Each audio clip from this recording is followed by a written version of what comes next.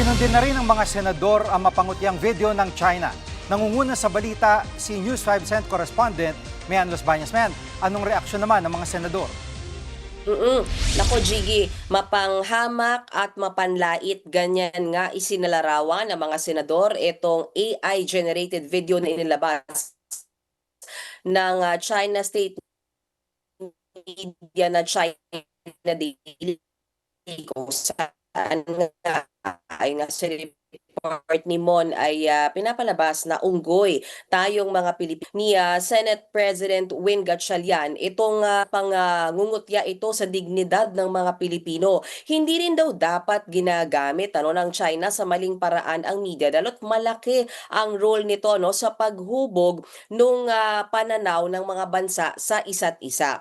Hindi rin daw dapat gamitin na excuse yung freedom of expression para kyain ang mga Pilipino at lalong wala raw puwang sa ating lipunan ang racism. Samantala, ang isa pang leader ng Senado, si Senate Majority Leader Mig Zubiri, sinasabi niya na sumosobra na ang China. Pero hindi raw tayo bababa sa level ng China at hindi rin tayo gaganti sa kanilang pag-uudyok.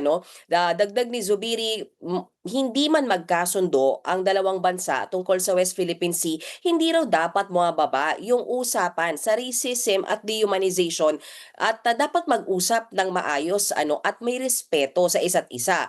Pero tanong naman, Jiggy, ni Senator Ping Lacson, kung unggoy ang turing nila sa ating mga Pilipino, ano naman daw ang China kung ang pagbabasehan ay nilang ugali at karakter. Samantala, may panawagan naman, Jiggy, sa Senator Kiko Pangilinan. Dahil ang sabi niya, dapat utusan ng gobyerno ng China itong China Daily na tanggalin yung AI-generated post na yan at dapat daw silang mag-public apology at papanagutin yung responsable dyan sa paglabas ng video na yan, Jiggy. Dahil sabi pa ni Senator Pangilinan, hindi lang insulto sa ating mga Pilipino yung ganyang mga klaseng propaganda.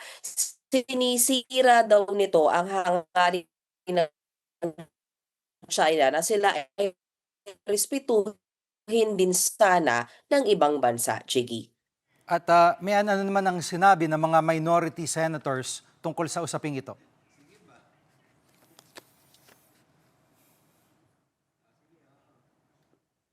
Nawagan ng DFA na burahin yung video na yan at madalas na tinatawag ng mga kritiko, alam naman natin to, Jiggy, na pro-China si Padilla dahil tila malambot daw siya pagdating sa China. Kung maaalala rin natin, Jiggy, noong 2022 ay isinulong ni Padilla na ibalik yung bilateral talks ng Pilipinas at China pagdating sa joint oil and gas exploration sa West Philippine Sea.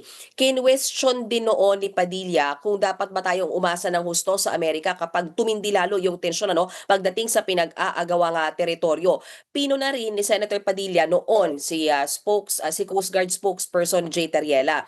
At dahil nga sa paggamit niya nung caricature ni Chinese President Xi Jinping, maalala natin sa isang lecture at pinagsosorry pa nga niya si Tariela. Pero ngayon, Jiggy, iba ang ihip ng hangin dahil iginiit nga ni Padilla na hindi katanggap-tanggap at nararapat lamang na kondinahin ang anyay mapanlait na paghasalarawan sa ating mga Pilipino. Hindi rin daw lisensya ang kalayaan sa pagpapahayag para yurakan ang dignidad ng isang lahi. Yan muna ang latest, Jiggy. Balik sa'yo. Yan ang ulat ni Mian Los Baños live mula sa Pasig City.